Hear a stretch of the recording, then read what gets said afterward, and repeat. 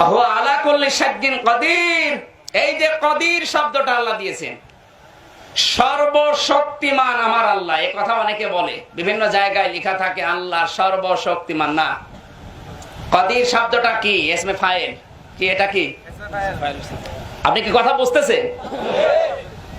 কাদির শব্দটা যখন কোরআনে কারিমে আসবে, সর্ব শব্দের শাব্দিক অর্থ আপনি বাংলায় নিয়ে যান, সব কিছুকে এক জায়গায় করলে হয় সর্ব। আমার আল্লাহ সর্বশক্তিমান বললে এর ভেতরে শিরিক ঢোকার সম্ভাবনা আছে। একচ্ছত্র মালিকানা সবকিছুর উপরে কার? আল্লাহ।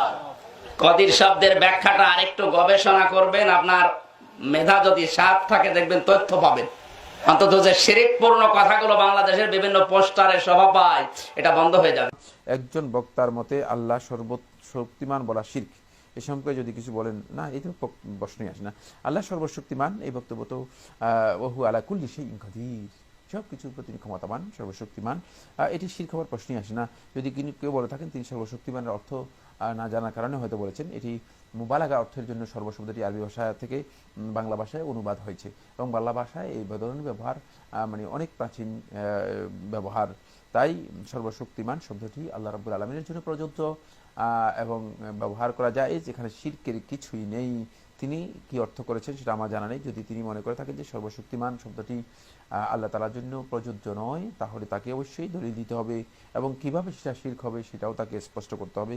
আমার মনে হচ্ছে এটি তার একান্ত ব্যক্তিগত গবেষণা এবং ভুল গবেষণা। আল্লাহ তাআলা হিদায়াত দান করুন। আল্লাহ সুবহানাহু ওয়া তাআলার একটি নাম আল আজিজ, যার অর্থ হলো পরাক্রমশালী, সর্বশক্তিমান। আচ্ছা, বেশ কিছুদিন আগে দেখলাম একজন বলতেছে সর্বশক্তিমান বললে নাকি শিরক হবে। কি অদ্ভুত কথাবার্তা! সবকিছুর উপর শক্তিমান, সবকিছুর উপরে আল্লাহু আলা কুল্লি শাইইন কাদির। উনি বলছেন সর্ব বললে সর্বের মধ্যে আল্লাহ ঢুকে যাবে, তখন সব আর আল্লাহ সমান হয়ে গেল। খুব অদ্ভুত কথাবার্তা। ও আচ্ছা, সে তো প্রশ্ন করেছেনই আপনি। বেশ কিছুদিন যাবৎ কিছু বক্তা বলছে আল্লাহ সর্বশক্তিমান, সর্বশ্রেষ্ঠ বলে নাকি শিরক। এ বিষয় নিয়ে সাধারণ মানুষ বিভ্রান্তিতে পড়ছে। আপনি দেখবেন যে আলোচনাটা আমি শুনেছি, আমাকে গতকালকে ডক্টর জাকারিয়া পাঠিয়েছেন। শোনার পর আমি দেখলাম যে খুব অদ্ভুত কথাবার্তা, মানে নিজের মন মতো ব্যাখ্যা দিচ্ছে সব। সর্বশক্তিমান বললে সর্বের মধ্যে আল্লাহ ঢুকবে কি জন্য? হ্যাঁ, আল্লাহ আল্লাহ যেমন বলা হয় হুয়া যাহিরু ফাওকা কুল্লি শাই, আল্লাহ সবকিছুর উপরে, তাহলে এটাও তো শিরক হয়ে যাবে। অথচ এটাই হচ্ছে তাওহীদ। আল্লাহ সবকিছুর উপরে, অর্থাৎ সবকিছু কি? তার সৃষ্টির। তাহলে সর্বশক্তিমান মানে আল্লাহ, তার মানে আল্লাহর সমকক্ষ কেউ এই সৃষ্টির মধ্যে নাই। সৃষ্টির সবকিছুর উপরে আল্লাহ ক্ষমতাবান।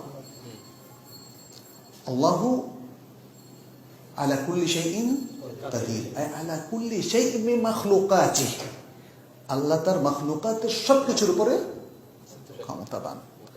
ভাষা দ্বারা এটা খুব সহজে বোঝা যায়। এগুলো খামাখা এই সমস্ত জিনিস তৈরি করে করে উম্মার মধ্যে বিভক্তি আনতেছে।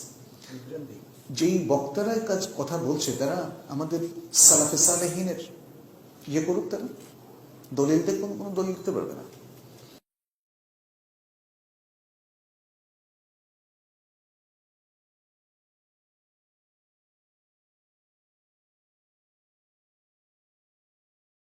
করেন আল্লাহ তাআলা তো আলা কুল্লি শাইইন কাদির, তিনি সর্বশক্তিমান। ইদানিং দুই এক বক্তা শুরু করছে সর্বশক্তিমান বলা বলে শিরক।